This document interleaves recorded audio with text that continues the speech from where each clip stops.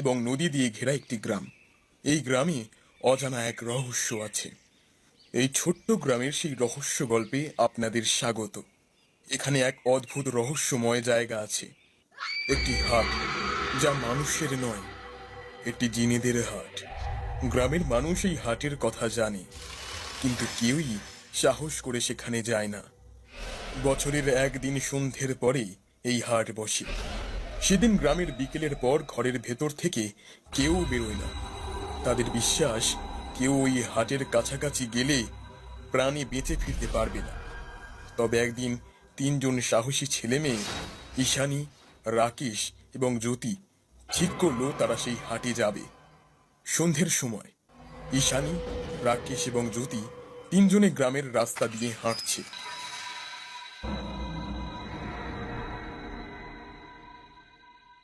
ঈশানী কিছুক্ষণ রাস্তার পাশে থাকা জঙ্গলের দিকে তাকিয়ে থাকে। সে মনে মনে কিছু একটা যেন ভাবছে। রাকেশ, তুমি বলছো ওই বনের মধ্যে সত্যিই তাহলে জিনেদের হাট আছে? হ্যাঁ, আমি অনেকের মুখে শুনেছি, কিন্তু কেউ কখনো সেখানে যায়নি। তবে আমরা যাব। আমাদের গ্রামে সত্যিই যদি এরকম কিছু থেকে থাকে তাহলে তো আমাদের তা খুঁজে বের করতে হবে। এ তো এক দারুণ অদ্ভুত জিনিস। এরকম ঘটনার ব্যাপারে অন্যান্য সবাই জানতে পারলে আমাদের গ্রাম সকলের কাছে কতটা পরিচিতি পাবে, বুঝতে পারছো?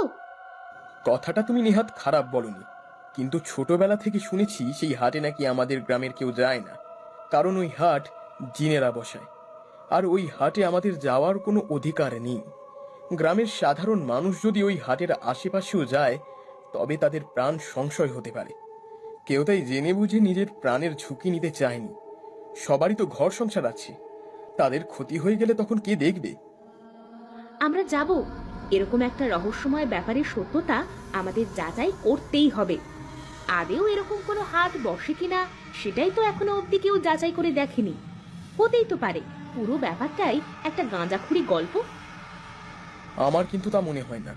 তাহলে গ্রামের সবাই একই কথা বলতো না। ব্যাপারটা বেশ বিপজ্জনক হতে পারে। হ্যাঁ, এখন এখন এখান থেকে তাড়াতাড়ি চলো, আমাদের বাড়ি ফিরতে হবে। রাত হয়ে আসছে এবার।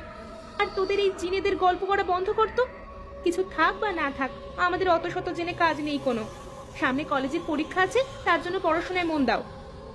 আমি জানি তুমি ভয় পাচ্ছ, কিন্তু তুমি একবার ভাবো তো, এরকম সত্যি কোনো জিনিস যদি আমাদের গ্রামে হয় তবে তো সেটা সকলের জানা উচিত। আমার অন্তত সেটা মনে হয়। আর শোনো, আমাদের সাহস আছে। আমরা তোমার মতো অত ভীতু নই জ্যোতি। আমরা জানবো ঠিক কি রহস্য লুকানো আছে সেখানে। এটা কি মাস